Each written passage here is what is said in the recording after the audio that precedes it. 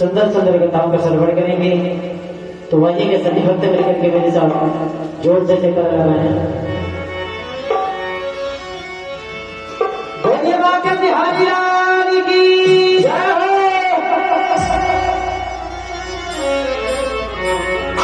बोलिए राम सरकार के जय हो। बोलिए हनुमान जी महाराज के जय हो।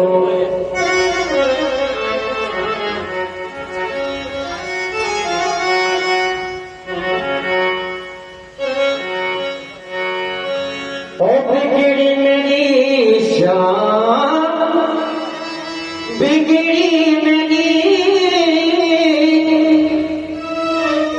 बिगड़ी मेरी दाता, बिगड़ी मेरी, ओ मेरे श्याम सलोने सजगा बना दो बिगड़ी मेरी।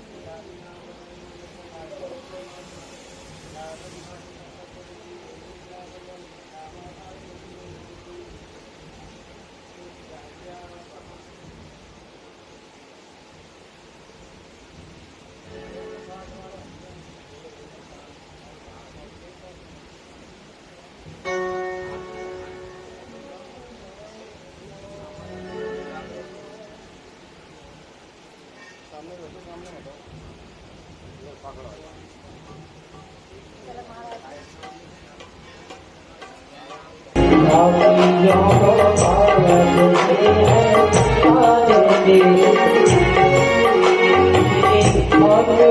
भगवान की है आज मोतियों को भारत में है ये अमन ग्रंथ के मुक्ति पंचम निराला नम ज्योति जगाने वाला ये अमन ग्रंथ के मुक्ति पंचम निराला नम ज्योति जगाने वाला हरि नाम यही हरि राम यही हरि नाम यही हरि राम यही जग के मंगल की आज की आतियों को भागवत भगवान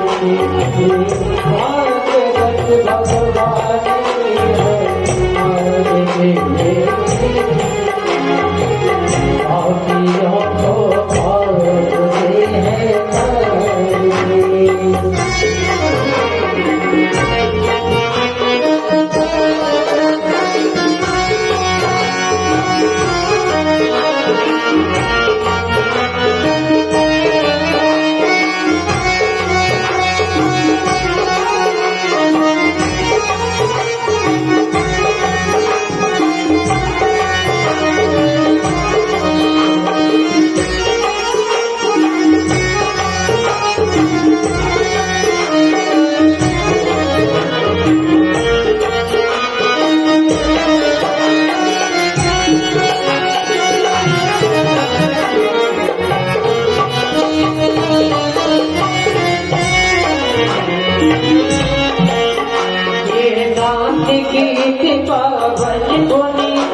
पापों को मिटाने वाला हर दर्द कराने पावन गुणी पापों को मिटाने वाला हर दर्द कराने वाला ये दुख करनी ये दुख हरे ये दुख करनी ये दुख हरे मन सो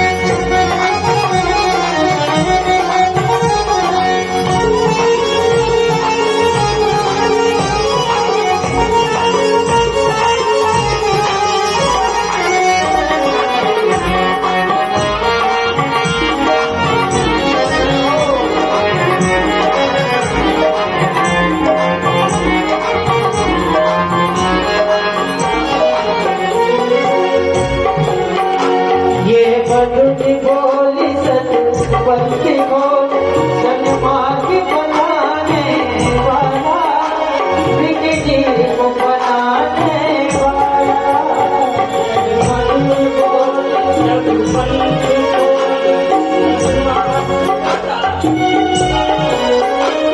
विजय को बनाने वाला श्री राम यही घनश्याम यही श्री राम यही घनश्याम यही प्रभु के महिमा की आरती पापियों को भारती है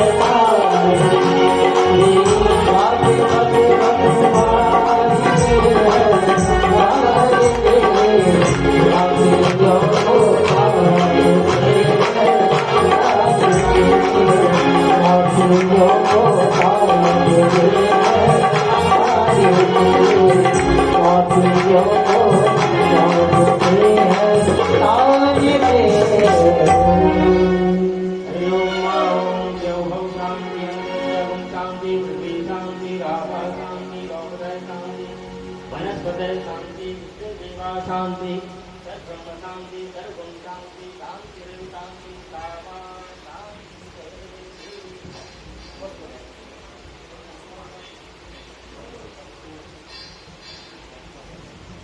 हरि ओम मा यज्ञेन यज्ञमय जन्तु देवास्तानि धर्माणि शतमान्यासन्नः तेषणातं महिमानः चचन्त यत्र पूर्वे साध्याः सन्ति देवाः।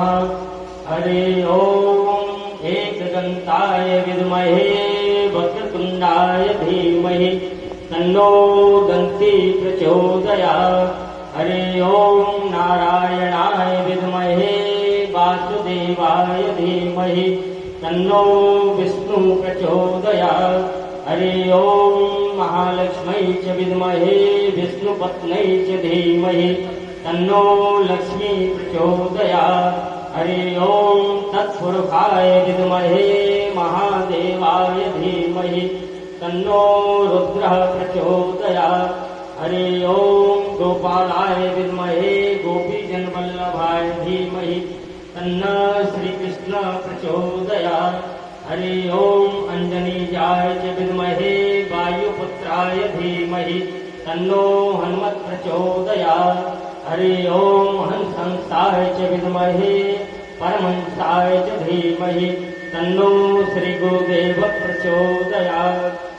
श्रीवन्तिका बकुलचम्पकपाटलाब्जै पुन्नागजाति करवीर रसाल पुष्पै बिल्वप्रवाल तुलसी तलमञ्जरीभिः त्वां पूजयामि जगदीश्वर मे प्रसीद।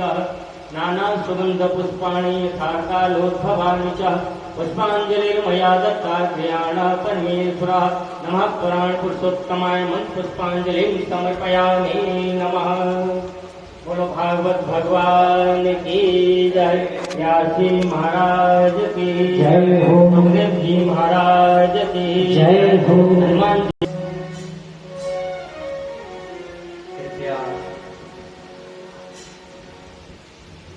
सभी लोग अपने स्थान पर विराजमान हैं। अच्छी बात है। हरि ओम।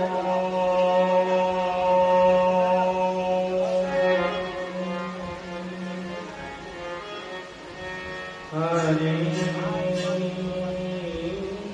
ओम।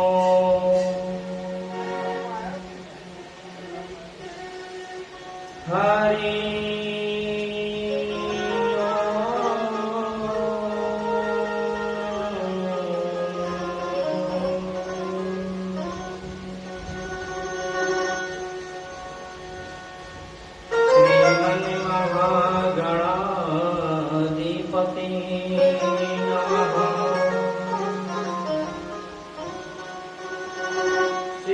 सीताराम चरणारविंदे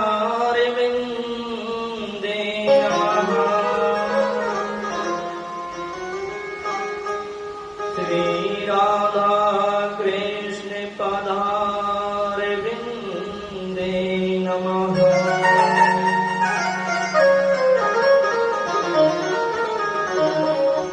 श्री मात पितु चरण कमलेभ्यो नमः। श्री गुरु चरण कमलेभ्यो नमः।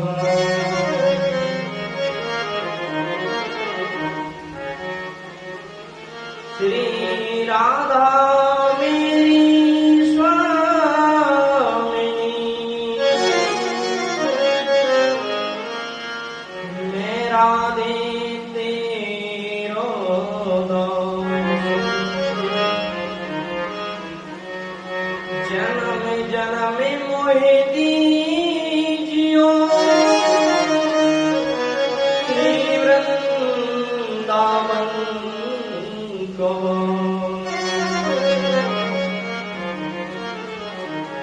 विवंशी विभूषित करार नवनीर दातः पीताम्बरा दरुण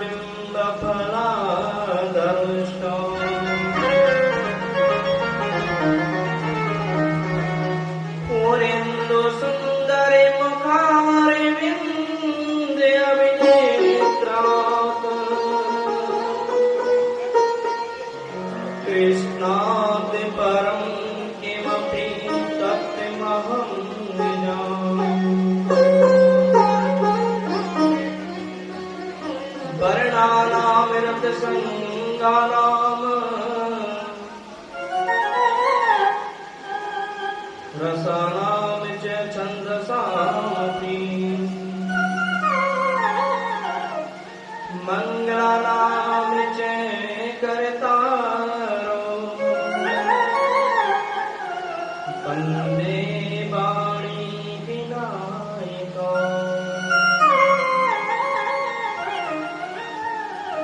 गुरुर्ब्रह्मा गुरुर्विष्णु गुरुर्देवो महेश्वरा गुरुर्साक्षात् परं ब्रह्म तस्मै श्री गुरवे नमः। या देवी सर्वभूतेषु शक्तिरूपेण संस्थिता नमस्तस्यै नमस्तस्मै नमस्तस्मै नमो नमः।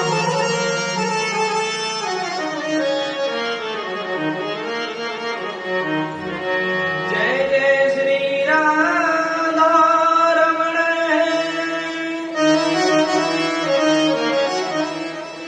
जय जय नवल किशोर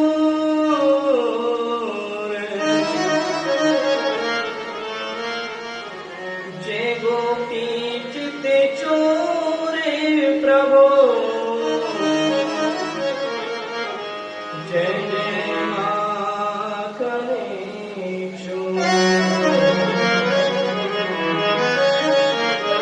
जय जय माखने चोर जय जय मैया लक्ष्मी जय गजपदरे गणेश जय जय माता शारदे जय जय भारत देश जय जय भारत देश। नमस्ते सदा वत्सले मातृभूमे या हिन्दभूमे सुखं वर्धतोऽहम् महामङ्गले पुण्यभूमे सुधरते पतते मे शिकायो नमस्ते नमस्ते।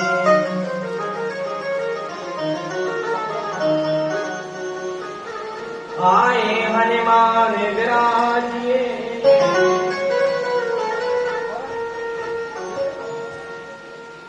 कथा करूं मति अनुसार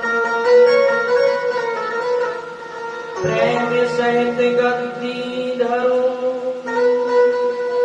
बैठियो पवन कुमार लो हरि का नाम सब भक्तन को दास भागेंद्र की जय जय राधे श्याम। एक बार जोर से प्रेम से कन्हैया जी का जयकारा लगाएंगे। जो कृपया सही स्थिति में नहीं बैठे हैं अपने आसन पर तो ठीक तरीके से बैठ जाएं, ये क्योंकि भगवान का स्थल है, भागवत ग्रंथ है।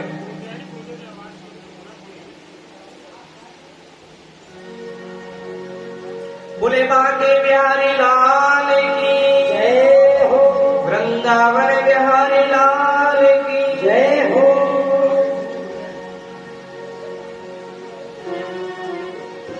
परम मंगल में प्राप्त अखिलेश्वर अकारण करुणा वरुणालय भक्त वांछित कल्प करो पीतांबर धारी भगवान की साक्षात वांग्मय प्रतिमूर्ति श्रीमद् भागवत महापुराण को बारंबार बंधन करते हैं।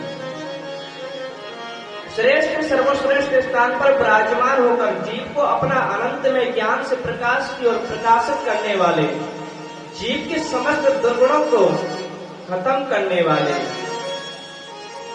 ऐसे परम पूज्य पाद, जिनके श्री चरणों में ध्यान लगाने मात्र से दिव्य दृष्टि प्राप्त हो जाया करती है, ऐसे सदगुरुदेव भगवान श्री श्री कंजराट श्री श्री द्वारकादास जी महाराज गोलोक धाम वासी, जो महाभाव रूप में विराजमान होकर कथा का श्रवण कर रहे हैं, उनके श्री चरणों में कोटि कोटि वंदन।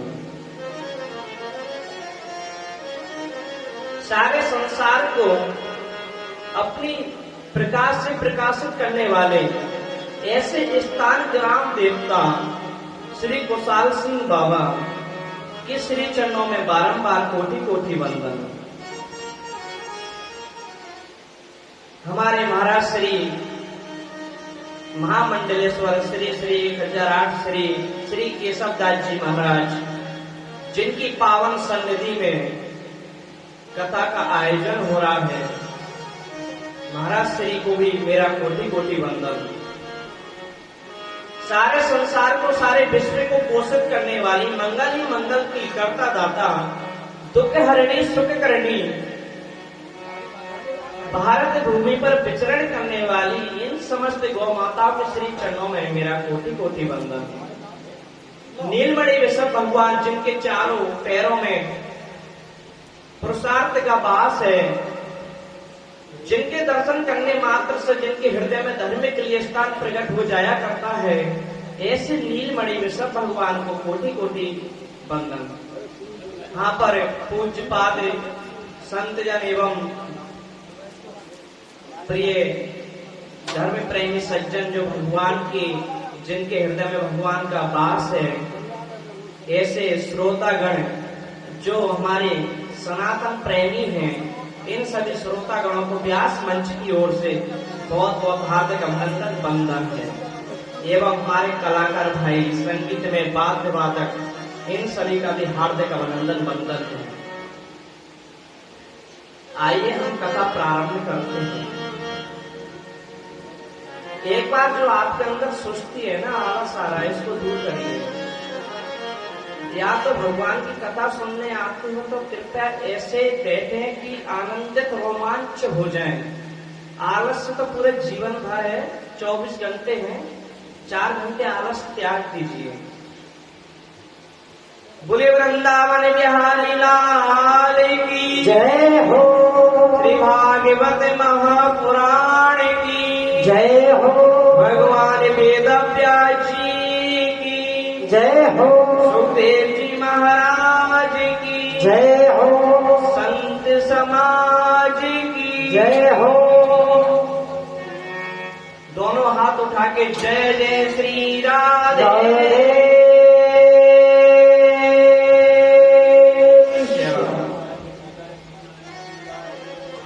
देखो, आज हम कथा श्रवण के लिए यहाँ पर सब उपस्थित हुए हैं। भगवान की इतनी कृपा है हम पर कि हम सिर्फ निमित्त मात्र बन के नहीं रहना हमको कि हम कथा श्रवण के लिए यहाँ पर आए, नहीं। ये भगवान का साक्षात, जहाँ कथा होती है वहाँ भगवान स्वयं विराजमान होते हैं। और जहाँ कथा होती है ना, वहाँ तो वैकुंठ का भी रस फीका पड़ जाता है। कि वैकुंठ से भी परम जो आनंद की अनुभूति होती है, वो हमें कथा और सत्संग के अंदर ही होती है। तो आपने कई बार सुना होगा और आप सुनते आ रहे हैं कि आज हम कथा प्रारंभ कर रहे हैं भागवत जी का महात्मन में। श्री राधे। ये महात्मन ने क्या है?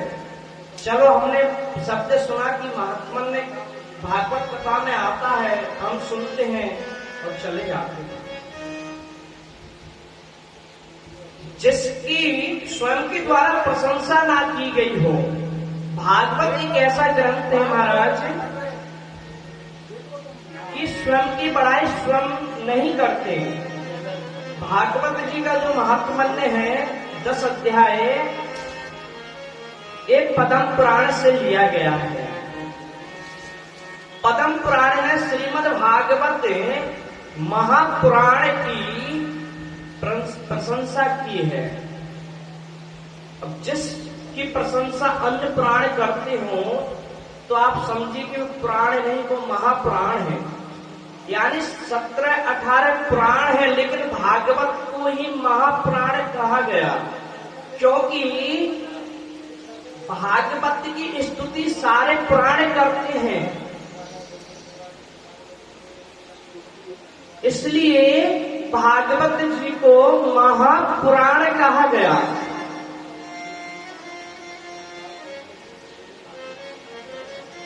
तो हम महात्म्य चालू करते हैं, प्रारंभ करते हैं, जिसमें एक बड़ा सुंदर श्लोक आता है कि भाग्योदयेन बहु जन्म समरेजतेन सत्संगं च लभते पुरुषो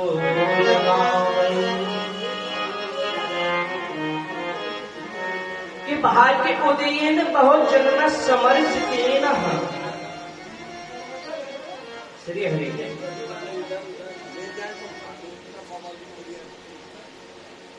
भाग्य उदयेन बहु जन्म, यानी कि भाग्य और उदय और बहुत जन्म, ना जाने कितने जन्मों के भाग्य की उदय होने पर, पुण्य उदय होने पर हमें क्या मिलता है? सत्संगम च लभते। भाग्य उदय होने के बाद हमें सत्संग मिलता है और संतों की सन्निधि मिलती है और सत्संग की चर्चा मिलती है। एक इस जन्म के पुण्य उदय होने पर हम सत्संग नहीं करते। भागवत जी स्वयं इसका प्रमाण है। भाग्य उदयेन बहु जन्म है। और क्या होता है महाराज? सत्संग सन्निधि और हमें सत्संग की चर्चा मिलती है तो अज्ञान हेतु कृत मोह मदांधकार नाशम। जो अज्ञान रूपी अंधकार हमारे अंदर है। अब अज्ञान रूपी अंधकार क्या है? कोई रात तो है नहीं जो 12 घंटे उपरांत रात्रि आ जाए जो अंधकार हो गया महाराज, नहीं। काम, क्रोध, लोभ, मोह, माया, तृष्णा, ईर्षा जो ये विकार है, प्रकृति के द्वारा ये विकार उत्पन्न होते हैं, स्वाभाविक है, मानव देह के अंदर होते हैं। ये जो अंधकार जो शब्द कहा गया, इन विकारों के लिए अंधकार शब्द का प्रयोग किया गया कि अज्ञान हेतु कृत मोह मदांधकार नाशम। हे भगवान, ये जो मेरे अंदर जो विकारों का अंधकार है ना, इनका नाश करें। और नाश कब होता है? जब हमें सत्संग मिलता है। तो गोस्वामी कहते हैं ना कि बिनु सत्संग विवेक न होई। बिनु सत्संग विवेक न होए। बिनु सत्संग विवेक न होए।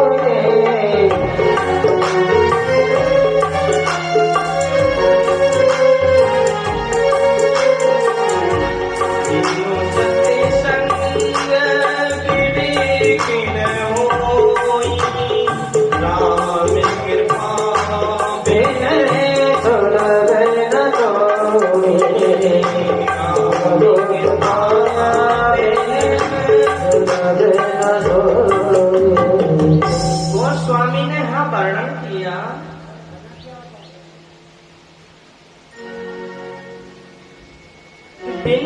सत्संग विवेक न हुई। महाराज चलो अच्छी बात है कि आजकल पढ़े लिखकर युवा साथी अच्छी विद्वता हासिल कर लेते हैं एजुकेशन स्तर पर, लेकिन बिनु सत्संग विवेक न हुई। अगर जिनके अंदर विवेक नहीं होता है ना, तो वो जीवन भर कितना भी अध्ययन किया, कितना भी बड़ा अच्छा अफसर बन जाए, अच्छी विद्वता हासिल कर ले, लेकिन विवेक इंसान के अंदर होता है ना, तो विवेक सिर्फ विवेक नहीं होता। विवेक हमें सत्संग प्रकट करता है हमारे हृदय में। आध्यात्मिक, धार्मिक, संत सेवा, सनातन समाज सेवा और भगवान की भक्ति की ओर मार्ग पर ले जाने वाला ये हमारा विवेक जो रूपी रथ, जो पहिया है, वो हमें इन सब आध्यात्मिक के मार्ग पर ले जाता है, वो है विवेक। अगर विवेक मर जाता है तो महाराज हमारी मति भी नष्ट हो जाती है। विवेक के लिए हमें महिमा इतनी बताई गई कि बिना सत्संग विवेक न हुई। बिना सत्संग के किए कभी हमें विवेक की प्राप्ति नहीं होगी, यानी कि हम अच्छे सद्मार्ग, संतों की सन्निधि सेवा, भगवत चर्चा, भक्ति मार्ग के लिए हम नहीं जा सकते। इसलिए सत्संग करना परम आवश्यक है। दो संत जन थे महाराज। अब आपके मन में विचार आता होगा कि सत्संग है, सत्संग हम करते हैं महाराज, सत्संग है क्या? ऐसा सत्संग क्या है?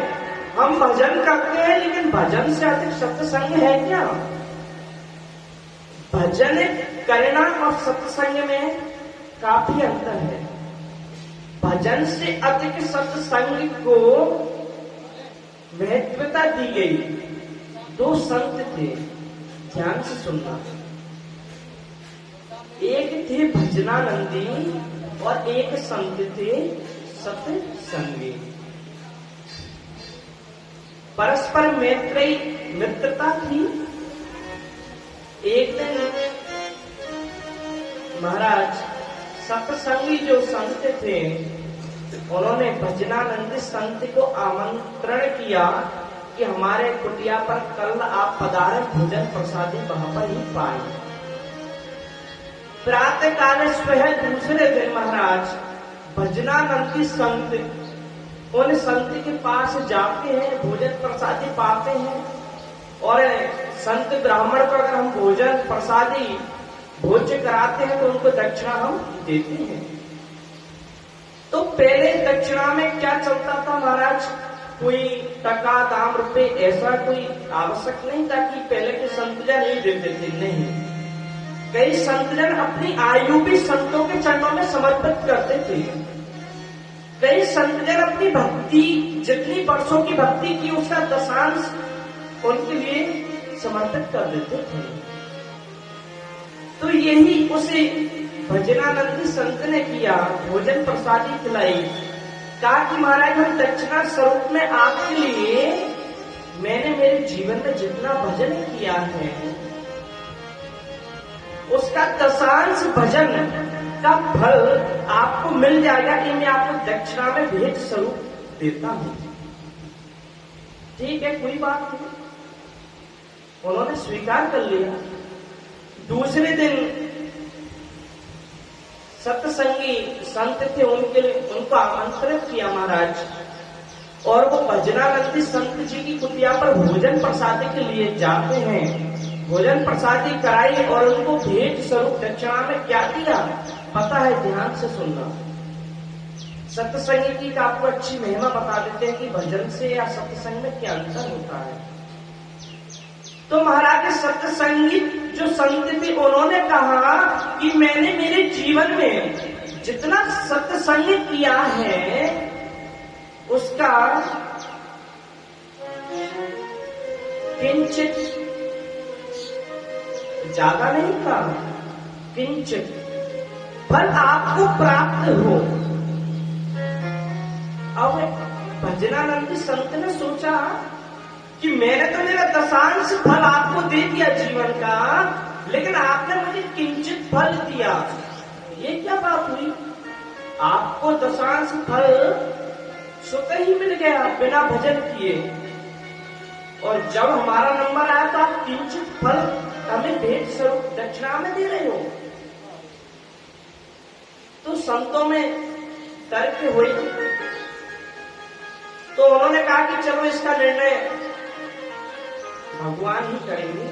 नारायण प्रभु के पास पहुंचे, उन्होंने कहा कि भगवान कदा आगमन किमर्थम वार्तालापम, क्या हुआ, क्या चर्चा हुई, किम कारण, क्या कारण है, सविस्तारम पदतु, बताइए। संतों ने अपनी जो वार्तालाप जो उनके साथ हुई, उन्होंने कहा कि भगवान हमें ये बताइए कि सत्संग की महिमा अधिक पड़ी, सत्संगी का प्रताप अधिक पड़ा या भजन का? तो भगवान ने कहा कि इसका निर्णय भगवान शेष करेंगे। भगवान शेष जिन्होंने धरा धाम को यानी पृथ्वी को अपनी शेष सैया पर विराजमान कर रखा है, भगवान शेषनाग उनके पास पहुंचे। उन्होंने उनकी सारी चर्चाएं सुनाई, प्रणाम किया, पूछा कि बताइए किम कारण आगमन, किस लिए आए हो, क्या है? उन्होंने कहा कि भगवान आप हमारे इसे कि निर्णायक आप हो, हमें निर्णय करके दो कि सत्य संग एवं भजन इनमें से किसका प्रताप अधिक है। शेष भगवान कहते हैं अभी पता चल जाएगा कि भजन करने वाले का प्रताप अधिक है या सत्संग करने वाले का। तो कहा कि भजनानंदी संत थे, उनसे कहा कि महाराज इधर आइए, यत्र आगच्छतु, ये जो मैंने धराधाम को अपनी सैया पर रोक रखा है, इसको आप अपनी कुछ समय के लिए अपने हाथों पर रोक कर आप दिखा दीजिए। उन्होंने कहा ठीक है महाराज। उनको अहंकार था थोड़ा कि हमने अपना भजन किया, भजन करते करते कभी अहंकार काफी हो जाता है तो वो शून्य बराबर नष्ट भजन हो जाता है, उसका कुछ फल हमें प्राप्त नहीं होता। तो महाराज उन्होंने कहा ठीक है, मैं इस धराधाम का भार मैं रोक लूंगा। कौन कहता है? भजनानंदी संत। शेष भगवान ने कहा ठीक है रोकिए, हम थोड़ा हमारा सिर हटा लेते हैं। तो उन्होंने कुछ निवेश कुछ निवेश के लिए अपना सिर हटाया। उन्होंने अपने हाथों को किया, धराधाम को रोका, लेकिन धराधाम का भार रुका नहीं। कहने लगे महाराज रोकिए, रसातल में चली जाएगी।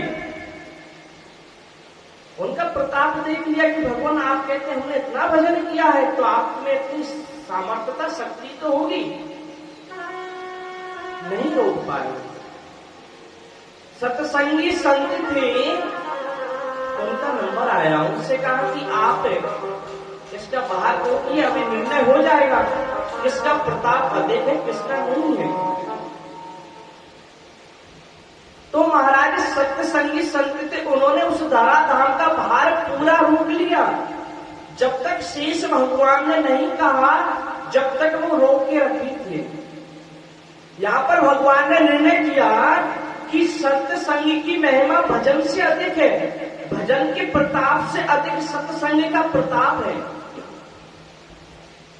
यहाँ पर चर्चा सत्संग की हुई, इसलिए हमने ये बात आपको बताई। लेकिन क्यों एक आपको बात पता है कि अपन भजन करते हैं, अच्छी बात है, माला पढ़ते हैं भगवान को 4 घंटे भजन करो, लेकिन भजन का फल आप 4 घंटे करोगे तो आपको बड़ी मुश्किल से 4 मिनट का भी फल नहीं मिलेगा। क्योंकि एकादश इंद्रियों का मालिक मन है ना। भजन तो आप यहाँ बैठे हो, पता है आपका देह मानव शरीर यहाँ बैठा है, लेकिन जो आपका मन रूपी मालिक है वो अभी आपका यहाँ नहीं है, शायद भ्रमण करने के लिए चला जाता है, बैठे हो आप। लेकिन सत्संग की महिमा क्या है महाराज? भजन करने से हमारा मन रूपी चला जाता है। लेकिन अगर हम सत्संग की चर्चा करते हैं, सत्संग की वार्तालाप होती है, तो हमारी एकादश इंद्रिय, 5 ज्ञानेंद्रिय, 5 कर्मेंद्रिय, एक मन एक जगह स्थिर होते हैं। या प्रैक्टिकल करके देखा होगा कि भगवान सत्संग करते समय भगवान का चित्र भी हमारे दिमाग में बनता है। किसी भगवान का सत्संग की वार्तालाप राम जी, कृष्ण, हनुमान जी की तरह, तो चित्र भी बनता है हमारे हृदय और दिमाग के अंदर। और हमारा मन रूपी और एकादश इंद्रिय उस सत्संग की ओर फोकस करती है, हमारा मन नहीं भटकता और हमें सत्संग का फल। इसलिए संत जन क्या कहते हैं, एक घड़ी सो आधी घड़ी, आदि में पुनियाद, तुलसी संगति संत की, हरे कोटि अपराध। एक घड़ी नहीं, आधी घड़ी नहीं, 60 मिनट नहीं, 30 मिनट नहीं, 24 मिनट नहीं, 48-24 मिनट एक घड़ी होती है, एक ही नहीं। पुनियाद,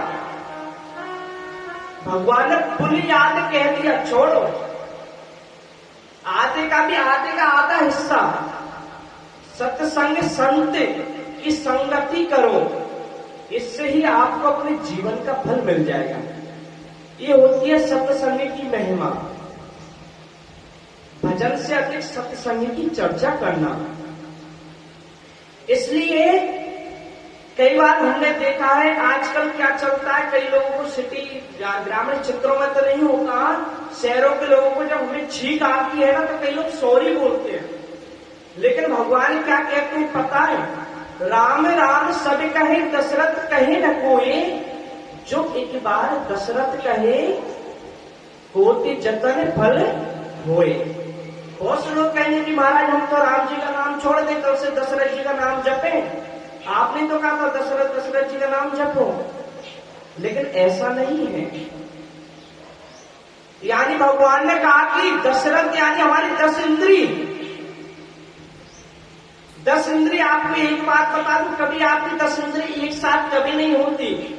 हाँ, एक अवसर पर होती है, जब हमें हमारे नाश का इंद्रिय के द्वारा जब छींक हमें आती है, तो आपका मन कहीं भी हो, आप कहीं भी बात कर रहे हो, जब छींक आती है ना तो आपके मन से आपकी 10 इंद्रिय एक साथ एक जगह पर हो जाती है कुछ पल के लिए। इस समय को गंवाना नहीं चाहिए, बहुत बड़ी बात है। कुछ लोग बोलते हैं सॉरी, अरे क्या होता सॉरी नहीं। उस समय भगवान ने कहा कि जब 10 इंद्रिय एक साथ हो जाए तो आपको क्या करना चाहिए, राम नाम उच्चारण, यानी राम जी का नाम आपको लेना चाहिए। भगवान आपके लिए कुछ पल दे रहे हैं, 10 इंद्रिय एक साथ एक जगह, और उस समय आप राम का नाम नहीं ले पा रहे और समय आपने गवा दिया, तो आप 24 घंटे भी बैठ के भजन करो तो उसका फल नहीं मिलेगा, क्योंकि इंद्रिय एक नहीं होंगी। तो इसलिए हमारे सत्संग और इंद्रिय, इसकी महिमा भजन से अधिक बताई गई है। तो भागवत जी के अंदर एक बड़ा सुंदर श्लोक आता है, आप सबने कई बार सुना होगा और नाम भी सुना होगा, बड़े ध्यान से, कि सच्चिदानंद रूपाय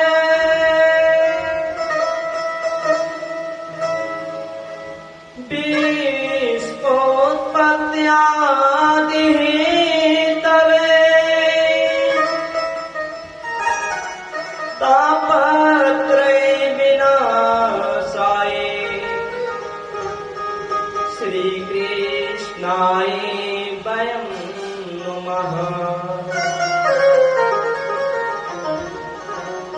प्रथम दिवस की कथा अगर आप ध्यान से सुनते हो ना तो 7 दिन की कथा सुनने का भी फल प्रथम दिन भी मिल जाता है, क्योंकि महात्मा में होता है प्रयोजन। पेड़ का रस, फल में रस होता है ना, तो महात्मा में एक रस होता है, बड़े ध्यान से सुनना चाहिए।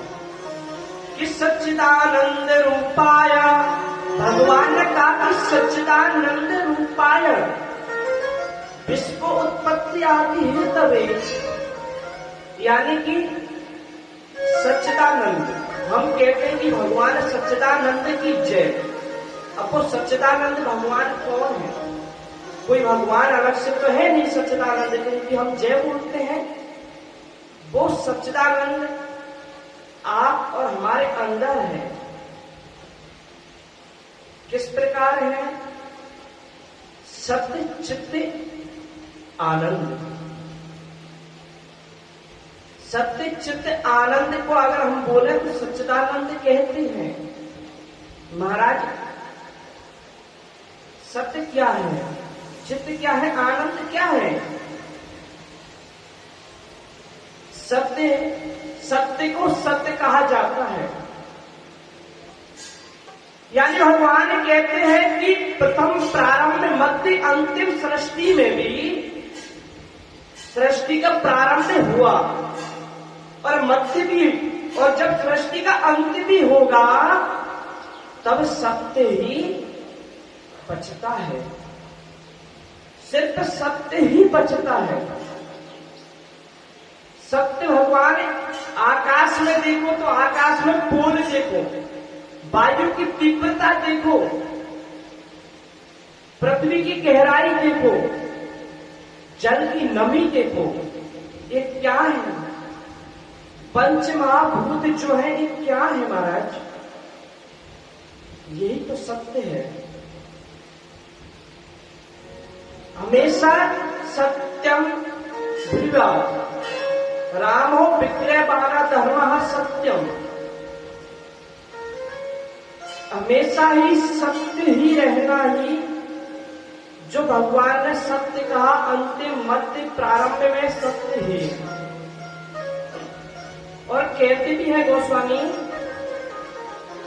सत्य ने दूसरे धर्म में समाना,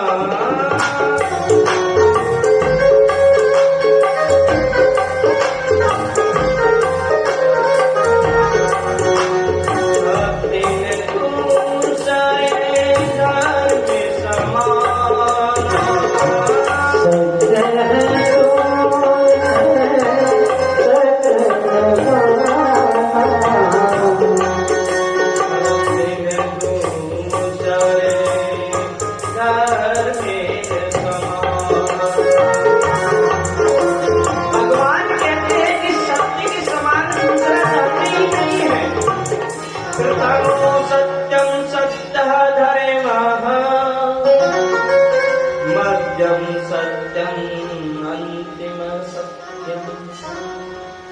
सत्यम बारंबार सत्यम नमामि वंदे सत्यम,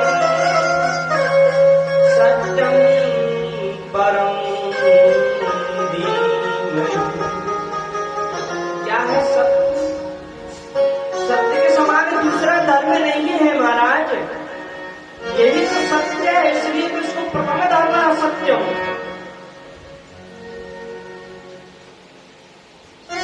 हमारे हृदय में भी है, लेकिन महाराज सत्य बताए, लेकिन चित्त क्या है? चित्त प्रकाश पुंज,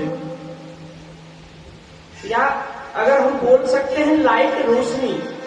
लेकिन ये वाली लाइट नहीं जो हम आधुनिक वर्तमान काल में जो हम लाइट, रोशनी, प्रकाश देख रहे हैं महाराज, ये लाइट से तात्पर्य चित्त का नहीं है, वो है प्रकाश पुंज। अब वो क्या है कि अगर हमें लाइट की आवश्यकता पड़ती है ना, तो हम शायद करंट या जनरेटर इत्यादि इन्वर्टर से हम लाइट की आपूर्ति कर लेते हैं।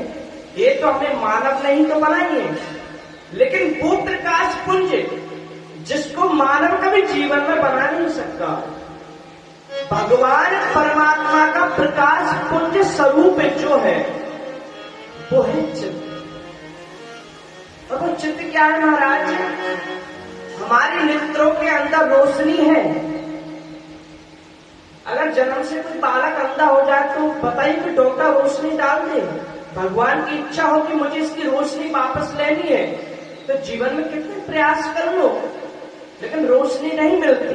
और जिनकी आंखें नहीं है, जिनको परमात्मा ने रोशनी प्रदान करनी है, ऐसे भी हमारे वर्तमान में काफी संत जन हैं जो हृदय की नेत्र की दृष्टि से देखते हैं, लेकिन संसार के नेत्र बंद हैं उनके लिए। वो प्रकाश पुंज भगवान नेत्र में हमें रोशनी है, जो हमारा जीवन मानव देह है, ये क्या है? रोशनी है, इसके अंदर प्रकाश पुंज है, आत्मा है। अगर इसकी आत्मा चली जाए, प्रकाश खत्म हो जाए, तो मानव देह हमारा खाली हो जाता है। तो भगवान के द्वारा चित्त भेजा हुआ जो प्रकाश पुंज है, सूक्ष्म आत्मा, वो ही प्रकाश पुंज चित्त है महाराज, और कहीं चित्त नहीं है। फिर भगवान वेद व्यास जी कहते हैं कि आनंद सत्यचित्त आनंद। आनंद की परिभाषा आप सब जानते हो, सुन चुके होंगे कि आनंद ये नहीं कि मौज मस्ती करना, मस्ती में रहना, मौज करना, ये आनंद नहीं है महाराज। आपको सीधी बात बताऊं, जिसका कोई अपोजिट ना हो, जिसका कोई विपरीत अर्थ ही ना हो। आनंद एक ऐसा शब्द है जिसका कोई विपरीत अर्थ ही नहीं है, अपोजिट विलोम शब्द है ही नहीं। आनंद का विलोम शब्द आज तक है नहीं। अगर बनता है तो परमानंद बन जाएगा, लेकिन विलोम शब्द आनंद का कोई है ही नहीं। अब बताओ आनंद क्या है? अच्छा खाना, अच्छा पीना, अच्छा रहना, ये कोई आनंद नहीं है। ये भौतिक संसार के सुख है, क्षण भर के लिए हमें प्राप्त हुए हैं। लेकिन जो भगवान के द्वारा जो हमें आनंदित, जो हमें प्रफुल्लित, जो हमें देह को दिया है, आप भोजन आप अधिक भोजन करेंगे, अधिक कुछ खाएंगे तो आपको वो नुकसान करेगा। अधिक करने पर अति सर्वत्र वर्जते। लेकिन आप भजन अधिक करिए, भगवान का भजन करिए, सत्संगिक चर्चा अधिक करिए, और फिर हमें बताइए कि इसका कोई गलत हो सकता है क्या? आप पर गलत प्रभाव नहीं पड़ सकता, क्योंकि भजन एक सत्संग एक ऐसी चीज है, आप अति से भी अति करो, लेकिन इसका उल्टा कभी नहीं हो सकता। यही तो आनंद है। आनंद ही संसार के भौतिक सुखों का त्याग करके परमात्मा के श्री चरणों में चित्त लगाना ही आनंद है। इसलिए आनंद के लिए कि कोई तने दुखी, कोई मने दुखी, कोई धन बिन रहे उदास, थोड़े थोड़े सबे दुखी और सुखी राम के दास। पता आप सबको है, हमको भी पता, सबको पता है कि राम जी के दास, लेकिन जीवन में अनुसरण, जीवन में उतारने वाला कोई नहीं है। पता सबको है कि भगवान के दास ही सुख में जीवन यापन करते हैं, लेकिन अनुसरण कोई नहीं करेगा। इसलिए गोस्वामी ने कह दिया था कि सुखी राम के दास। कोई तन से दुखी है, शारीरिक कष्ट जिसको हो जाए, शारीरिक कष्ट यानी बीमारी आपको बन जाए कोई, तो आप तन से भी दुखी हो महाराज। यानी आप अच्छा खा भी नहीं सकते हो, अच्छा पहन भी नहीं सकते हो, अच्छी जगह पर आप रह भी नहीं सकते हो। तन से दुखी होते हैं, कोई मन से भी दुखी होते हैं। जिनकी संतान पूत कपूत निकल जाती है, पूत से कपूत हो जाए, उनके माता पिता मानसिक दुखी होते हैं। कोई धन में रहे तो उदास। दुनिया में गरीबों की दुनिया जो होती है महाराज, धन के बिना सब आप जानते हो क्या होता है। ऐसे करके थोड़े थोड़े संसार में सब दुखी है, लेकिन सुखी तो मेरे राम के दास हैं। कि सच्चिदानंद रूपा, सच्चिदानंद रूपाए। फिर भगवान क्या कहते हैं? विश्वोत्पत्ति आदि क्या है महाराज? विश्व की उत्पत्ति यानी सृजन करना, यानी सृष्टि बनाना, पालन करना और सृष्टि का अंत में सृष्टि को खत्म कर देना, नष्ट कर देना। विश्व उत्पत्ति आदि हेतु नहीं, जो विश्व की उत्पत्ति करने वाले जो हेतु है वो भगवान मेरे गोविंद हैं, जिनके हाथ में त्रिकाल है, भूत वर्त भविष्य। सृष्टि को बना भी सकते, पालन भी करते हैं और सृष्टि को समय आने पर नष्ट भी कर देते हैं महाराज। ऐसी विश्व उत्पत्ति आदि हेतवे तापत्रय विनाशाय, तापत्रय विनाशाय। सुन तो लेते हैं महाराज की 3 प्रकार के ताप हैं। कौन से हैं वो? सांख्य शास्त्र में पतंजलि भी कहते हैं महर्षि, दुख त्रय अधिघाते तथा घात के हेतु, यानी कि दुख त्रय 3 प्रकार के दुखों का मंगलाचरण भी पतंजलि महर्षि ने भी किया था। और गोस्वामी तुलसीदास जी भी कहते हैं, देह के देव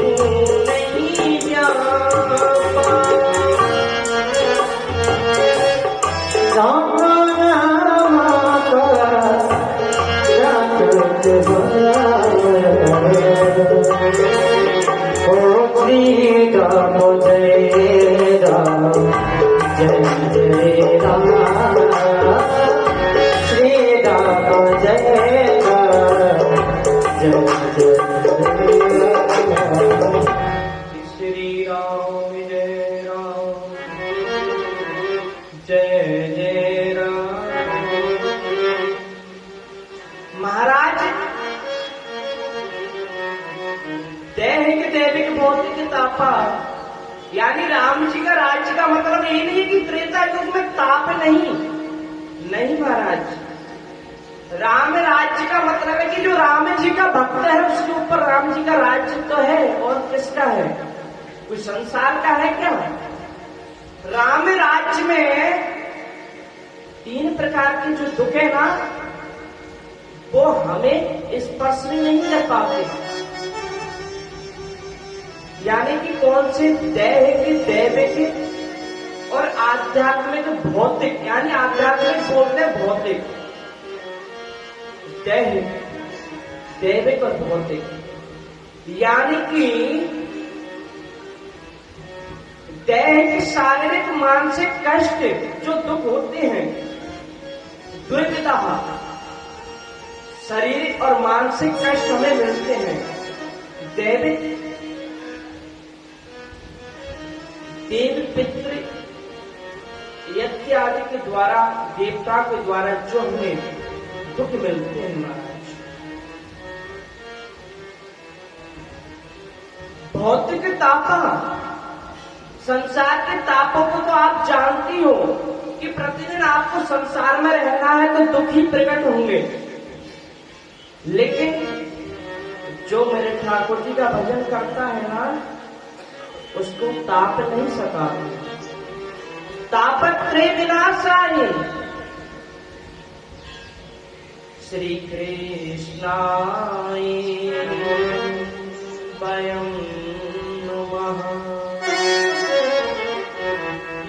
सच्चिदानंद रूपाय सच्चिदानंद सच्चिदानंद रूपाय श्री कृष्णाय वयं नमः। अब आपको एक बात बताएं कि श्री कृष्ण वयं नमः बोल तो दिया, लेकिन श्री क्या, कृष्णा क्या, वयं क्या, नमः क्या? नमः नहीं बोला यहाँ पर नमः शब्द का प्रयोग किया गया। श्री यानी मेरी राधा किशोरी, राधा रानी। श्री यानी भगवान ने श्री शब्द का प्रयोग हुआ तो राधा रानी के लिए श्री शब्द का प्रयोग किया गया। भागवत में ऐसा वर्णन आता है कि राधा जी का नाम स्पष्ट पूरी भागवत के अंदर है ही नहीं। सत्य बात है, या तो राधस्य होगा, लेकिन राधिका, राधे रानी का स्पष्ट नाम भागवत के अंदर है ही नहीं। इसका कारण है कल बताएंगे। लेकिन श्री शब्द से यहां राधा रानी जी को संबोधित किया गया। कृष्णाय यानी भगवान स्वयं कृष्ण, वयं नमः यानी कि वयं यानी हम सब, स्वयं एक व्यास नहीं, यानी कि हम सब का क्या दायित्व बनता है? श्री कृष्णाय वयं नमः, यानी कि वयं यानी हम सब मिलकर, नमः यानी बहुवचन शब्द है नमा का, यानी एक वचन होता तो नमा होता, लेकिन वयं नमः बहुवचन के लिए नमा यानी हम सब मिलकर भगवान को क्या करते हैं? नमस्कार करते हैं। तो कृपया ठीक बैठ जाइए, रात्रि को सोए जब खूब पग पसार के सोना। श्री कृष्णाय वयं नमः। भगवान को नमस्कार करते हुए हमें भागवत इस ज्ञान में गंगा में प्रवेश कर रहे हैं। पूरे भागवती महापुराण की अब नैमिषारण्य क्षेत्र कौन कौन गए हैं? ईमानदारी से बताना, कोई गया है? एक गए हैं, और कोई नहीं गया। आज हम आपको नैमिषारण्य क्षेत्र के दर्शन कराएंगे। अगर आप अपना तन तो बैठा लेकिन मन लगा दो, पूरा पुण्य आपको हम यहीं प्राप्त करा देंगे सिर्फ 2 मिनट के अंदर। अगर आप चाहते हो कि ऐसे परम तीर्थ नैमिषारण्य में पहुंचना चाहते हो, दर्शन करना चाहते हो ऐसे महायोगी संतों के, तो कृपया अपने आसन से बैठे, पग सही करके बैठे। आपसे निवेदन है, देखो बार बार कोई हमें इनाम तो नहीं मिलेगी जो आप बैठोगे बार बार सही। कृपया 2 मिनट के लिए आप सभी अपने नेत्रों को बंद करेंगे। भगवान कहते हैं कि मानसिक पूजा का फल जानते हो कितना होता है? आपको पता होगा, मानसिक पूजा अगर जो व्यक्ति कर लेना तो ठाकुर जी खुद प्रकट हो जाते हैं। प्रमाण है इसके कहीं। तो हम आपको आपको आज नैमिषारण्य के दर्शन कराएंगे। कृपया अपने नेत्र बंद करें 2 मिनट के लिए। देखो आप देख रहे हो, नहीं मान रहे हो, ठीक है, अच्छी बात है, देखते रहो। जो फल प्राप्त करना चाहता है वो तो मान ही लेगा। इस कुशाल सिंह बाबा के आश्रम से हम चलते हैं। कहां? यात्रा करते करते हम पहुंच रहे हैं नैमिषारण्य में। अभी हम प्रवेश कर रहे हैं, पहुंचे नहीं हैं। और हम क्या देखते हैं महाराज कि जैसे ही हम उस क्षेत्र में प्रवेश करते हैं, अभी नेत्र मत खोलना, प्रवेश करते तो हम बड़े सुंदर उपवन, पाटिका वन, मधुवन, वृंदावन जैसे वनों के हमें दृश्य देखने को मिलते हैं। अच्छे सुंदर पक्षी। और प्रवेश करते गए तो कई संत जनों के दर्शन भी हमें हो रहे हैं। मन में विचार करिए कि हम नैमिषारण्य पहुंच रहे हैं, हमें संतों के दर्शन हो रहे हैं। 2 मिनट अगर विचार करोगे तो कुछ बिगड़ने वाला नहीं है। कुछ मिलेगा तो आपको मिलेगा। और हम संतों के दर्शन कर रहे हैं और हमने वहां जाकर क्या देखा कि एक बहुत बड़ा वट वृक्ष है महाराज, जिसके नीचे एक चबूतरा बना हुआ है। वो चबूतरा गौ माता के गोबर से लीपा हुआ है और उस चबूतरे के आगे पता है 88,000 सोनकादिक ऋषि विराजमान है महाराज। 88,000। अब देखो आपने एक साथ 88,000 संतों के दर्शन कर रहे हो। मन में कल्पना करिए कि हम 88,000 संत समाज का दर्शन कर रहे हैं महाराज। ऐसा चित्र अपने मन में बनाइए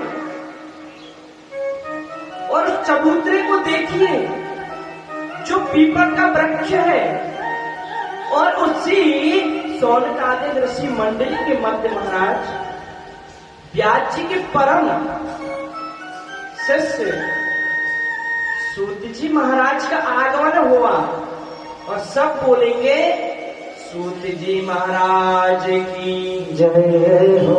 अपने नेत्र बोल लो। आपको देखो कितने अच्छे दर्शन कराए, इतने संतों के दर्शन कराए, उन्हें भी सारण्य भी हुआ है। सूत जी महाराज जैसे वहां पधारे तो पता कहते सूत जी महाराज की उम्र आयु क्या थी? 62 वर्ष आयु हो, यानी 20 वर्ष की।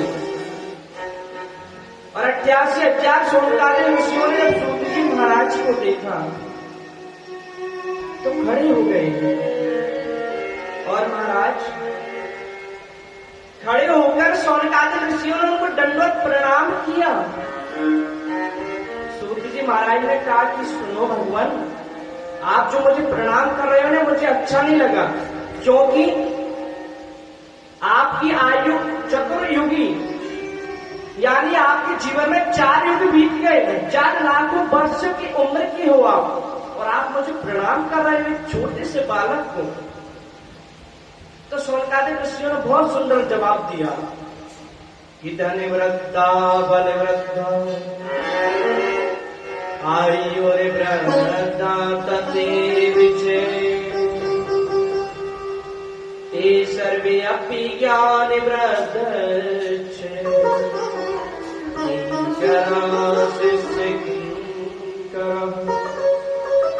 कोई धन में बड़ा होता है, कोई आयु में बड़ा होता है, लेकिन वो बड़ा नहीं होता महाराज।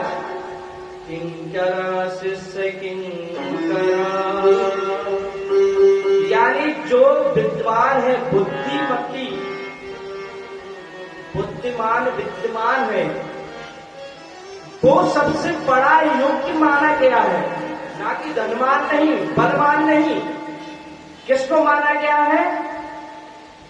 बुद्धिमती, जो भगवान का परम शिष्य है, जो शास्त्रार्थ का ज्ञान रखता है, इनको हम नमन करते हैं। लेकिन संत अगर चाहे हमारे सामने भी आ जाए, कैसे भी संत हो, हमारा दायित्व बनता है कि उनको नमन करना, दंडोत करना, प्रणाम करना। इसलिए सोनकादिक ऋषियों ने यहाँ उपदेश दिया कि हम इतने बड़े उम्र में हैं, लेकिन ये 20 वर्ष के हैं, लेकिन हम इनको प्रणाम कर रहे हैं, क्योंकि आने वाला जो इतिहास है, आने वाली पीढ़ी हमारी पार्टी पर चले। लेकिन सोनकादिक ऋषियों ने यहाँ पर एक अच्छी बात कर दी महाराज। हमारे सामने अगर कुछ संत पदार्थ है तो हम उनसे भौतिक संसारिक प्रश्न करते हैं महाराज, लेकिन ऐसा नहीं करना चाहिए। तो सोनकादिक ऋषियों ने बड़ा सुंदर प्रश्न किया। सूत जी महाराज प्रसन्न हो गए कि कृष्ण प्राप्ति करम, कृष्ण प्राप्ति करम शाश्वत साधनम, कृष्ण प्राप्ति करम शाश्वत साधनम। कृष्ण प्राप्ति का साधन बताइए हमें। क्या प्रश्न किया? हमें कुछ नहीं, सिर्फ और सिर्फ कृष्ण प्राप्ति करम, कृष्ण भक्ति हमें कैसे प्राप्त हो, तो ये साधन हमें बताइए। तो सोनकादिक ऋषि प्रसन्न हो गए महाराज। कहा कि सूत जी आपने बड़ा सुंदर अच्छा प्रश्न किया, लेकिन एक और जिज्ञासा उन्होंने रखी कि कृष्ण प्राप्ति हम इसलिए करना चाहते हैं कि कलयुग का प्रारंभ में होने वाला है। इसमें कलयुग में सहज रूप में हमें मुक्ति कैसे मिले, ऐसा मार्ग हमें बताइए। तो कलयुग प्रारंभ में होने से पूर्व में सूत जी महाराज से प्रश्न किया गया कि काल मुख ग्रास, हम सब काल के ग्रास बन चुके हैं, कोई हम सुरक्षित नहीं है। जिस दिन अजगर रूपी सर्प के काल रूपी में हम उनके मुख्य के अंदर हैं, कुछ 2 ही निमिष का अंतर है। जिस दिन काल हमें अंदर बंद कर लेगा, हमारा जीवन समाप्त हो जाएगा। तो बहुत अच्छा सुंदर प्रश्न किया। शौनकादिक ऋषि कहते हैं कि महाराज कलयुग से बचने के लिए सहज में हमें भक्ति प्राप्त हो जाए, ऐसा कोई साधन बताइए ना। कृष्ण प्राप्ति करो, और क्या है महाराज कि श्रीमद् भागवतम प्राप्तम, श्रीमद् भागवतम कथा अमृतम रसम, श्रीमद् भागवतम कथायाम अमृतम रसम। भागवत रूपी अमृत रस है, भागवत कथा श्रवण करो। क्यों कि जब उन्होंने कहा कि अमृत रूपी रस शब्द लगा दिया कि महाराज का वैकुंठ के अमृत, स्वर्ग के अमृत से क्या भागवत रूपी अमृत बड़ा है?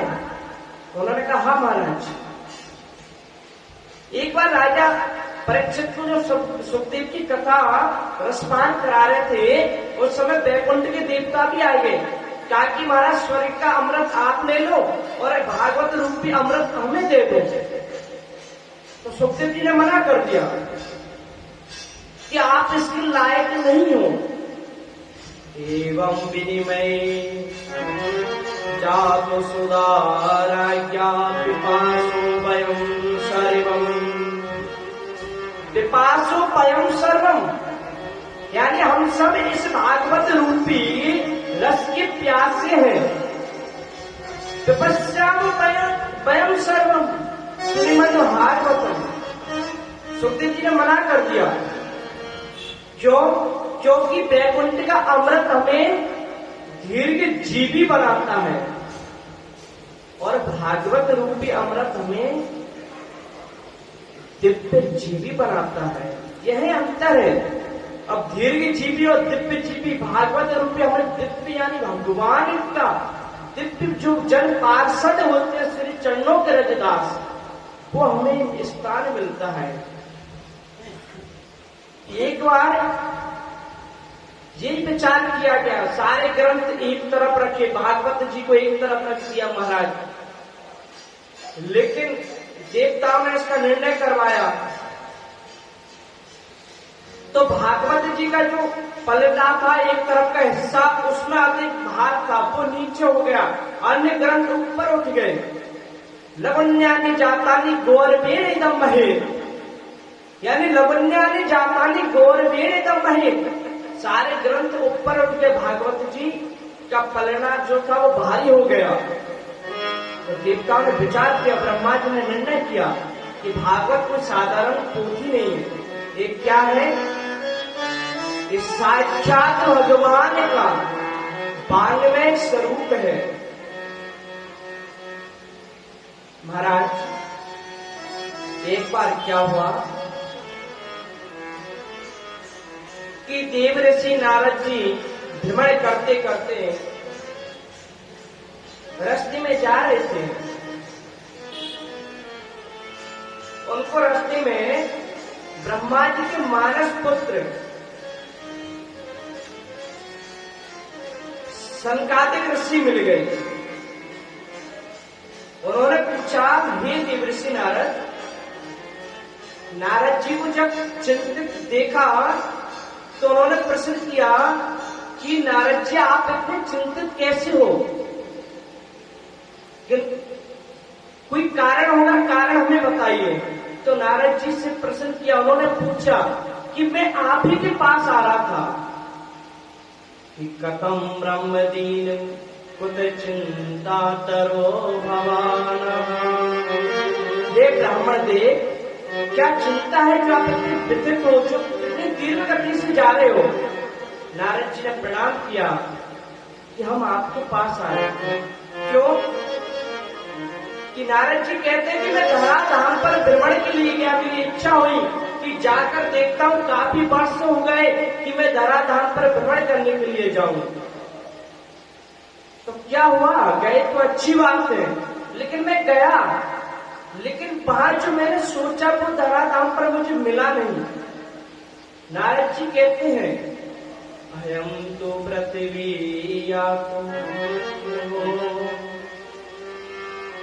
यानी कि मैं पृथ्वी पर गया कि हरि चित्रम कुरुचित्रम श्री राम सेतु बंधनम। महाराज हरिद्वार गया, कुरुक्षेत्र गया, श्री सेतुबंध रामेश्वरम गया, लेकिन ना परिचयम संतोष कारण, मुझे संतोष कहीं नहीं मिला। तो महाराज कहीं क्यों नहीं मिला? मैंने सोचा कि चलो मैं श्री धाम वृंदावन में जाऊं, यानी कि वहां मुझे आनंद मिल जाए, संतोष मिल जाए। तो हयम गत्वा वृंदावन, मैं वृंदावन गया। तो वृंदावन जाकर मेरा संतोष मन भी नहीं हुआ। तो वृंदावन में गए तो क्या देखा? वहां तो भगवान का वास है, घर है, लेकिन नहीं महाराज। नारद जी ने कहा कि मैं वृंदावन में गया तो मुझे बहुत पाखंड देखने को मिला, और ऐसा पाखंड परित्याग जो लिखा होता है त्याग, लेकिन त्याग उनके अंदर नहीं था। उन्होंने सारी बातें सुनाई वृंदावन की, और भी कई बातें तरुणी प्रभुता ये श्यालो बुद्धि की दायिका।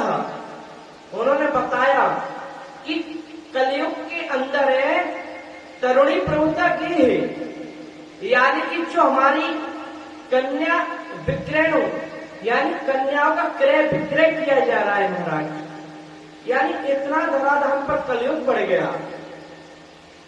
कलिना धर्म में प्रेरणा, यानी कलयुग का मित्र अधर्म है, अधर्म कलयुग का मित्र है। अब हम क्या करें? तो उन्होंने कहा कि क्या हुआ कि महाराज मैंने वृंदावन में एक दृश्य देखा। क्या दृश्य देखा? एक यौवन तरुणी अबला नारी, जिनसे मेरी वार्तालाप हुई, मैं उधर से जा रहा था तो उन्होंने मुझे रोका और रोककर पूछा, आवाज लगाई, और मैंने उनसे परिचय किया कि कथम रोदसी देवी स्वेविस्तारम दुखस्य कारणम। आपके रोने का कारण बताइए, आप कौन हो? भगवती का नाम है, हम क्या नाम है?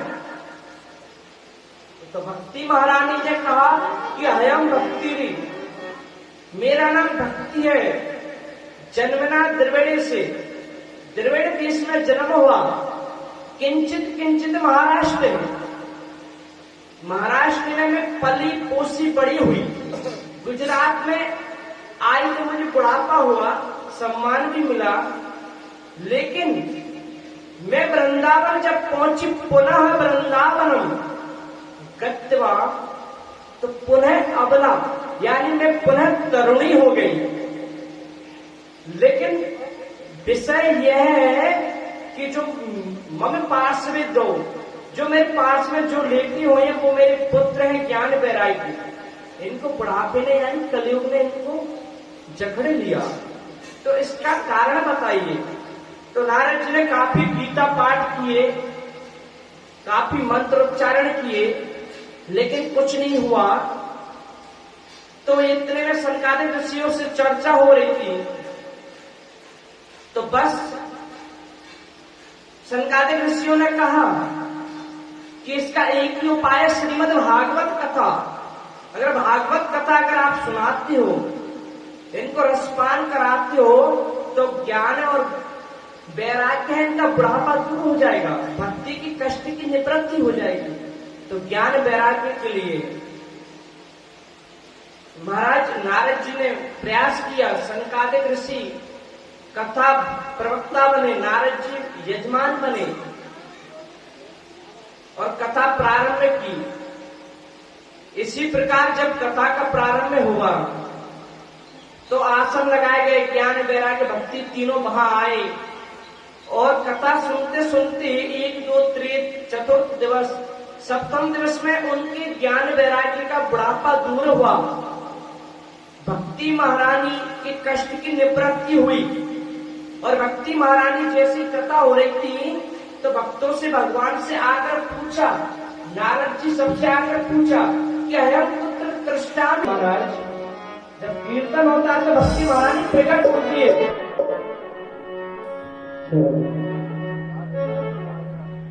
राधे नाम की लगाई भोले बारे के पत्ता पत्ता श्याम बोला। राधा नाम की लगाई भोले बारे के पत्ता पत्ता श्याम बोला। कि पत्ता पत्ता श्याम बोलना, कि पत्ता पत्ता श्याम बोलना। राधा नाम की लगाई भोले बारे राधा नाम की लगाई भोले बाबा के पता पता